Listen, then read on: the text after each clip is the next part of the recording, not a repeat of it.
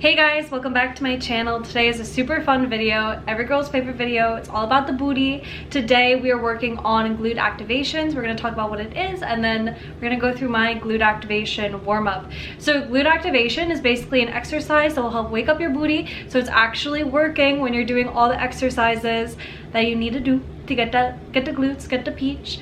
Glute activations are super important. Your glutes are one of the biggest muscles in your body, but they're also the laziest. So you really need to work hard to wake them up if you actually want to get a nice big peachy booty. The glutes are made up of three main muscle groups: the gluteus maximus, the gluteus medius, and the gluteus minimus. And we're gonna work all of them in today's glute activation exercises. I would suggest glute activation for anyone trying to build their glutes, but especially if whenever you do like exercises like deadlifts or squats, if you're not feeling your glutes and you wanna build your booty, really work on getting some good glute activation in prior to the workout before you start doing squats or deadlifts. So having a nice strong glute backside isn't just for physical appearance, like everyone likes a nice booty, but it's also really good for pelvic tilt, like fixing it. The stronger your glutes are, it's gonna prevent pelvic tilt, it's gonna help support your lower back,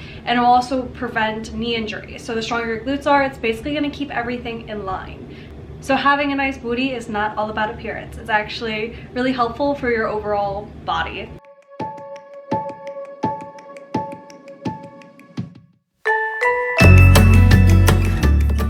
The first move we're going to look at is standing kickbacks. This is really good for your gluteus maximus, which is the larger of the gluteal muscles. So some things to keep in mind is you want to hinge at your hips, put all your weight in your heel, and you're just going to slowly bring your working leg backwards. The next move we have is feet raised hip thrust with abduction. So this is great for your gluteus maximus, but also your gluteus medius. The abduction is what works your gluteus medius. You can do this move on a bench or on a chair. As you guys can see, my bench is a little wibbly wobbly. It was a really cheap one from Target.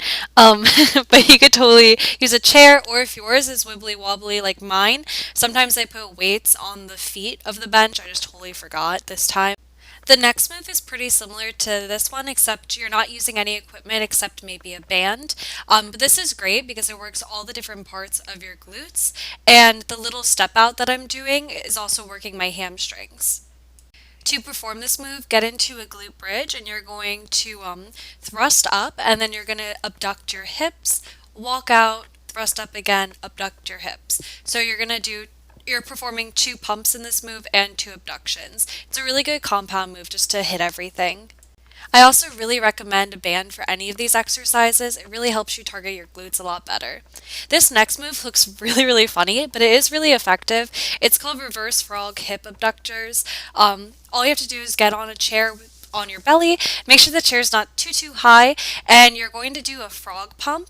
To perform the frog pump, you're going to have your heels together, and then you're going to lift up your legs, and on your way up, you're going to take your knees and push them outwards. So this should activate the whole side of your booty. This move is definitely a little bit awkward, but I mean, if it works, it doesn't matter. The best thing to do is make sure you have a really stable chair, and as you can see, I'm also holding on for dear life on the chair legs just to stabilize everything. This next move is a classic. I'm sure every girl has done this before. It's clamshells. I have a little twist to it though, where I bring my knees closer, so I'm more of in a seated position, and I feel so much more activation. So really play around with your ankles here and see what works best for you. But personally for me, it really helps to be in that 90-degree seated position. Like, it's crazy how much more my gluteus medius and gluteus minimus activate. You can also do this exercise with a resistance band or really light weight. This is a pumper style exercise, so you don't want to go too heavy on the weight. It could actually be harmful.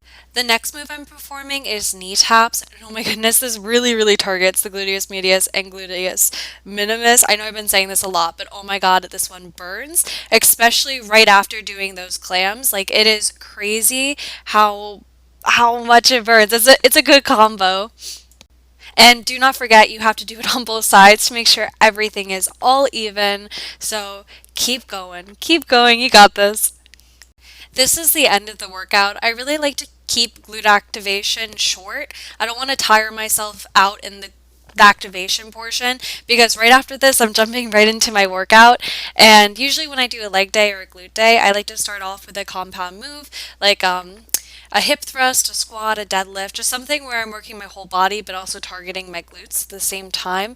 And then after that, that stretcher style compound move, I'll do 3 different pumper exercises. So I really want to make sure all my energy is going into my main workout. That's why I keep the glute activation pretty short. If you guys have any suggestions for future videos, please let me know. I love doing more science-based videos, and I love researching different things. So if you think I missed any of your favorite glute exercises, please let me know, and I would love to check it out.